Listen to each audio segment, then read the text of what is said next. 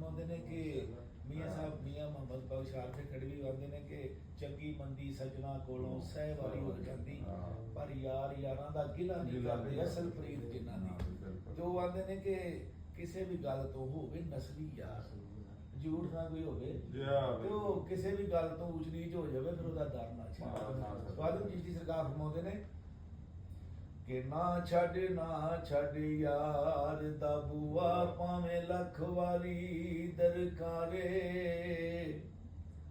ਯਾਰ ਵੱਲੋਂ ਮੁਖ ਮੋੜਿਆ ਜਿੰਨਾ ਓ ਇਸ਼ਕ ਦੀ ਬਾਜ਼ੀ ਹਾਰ।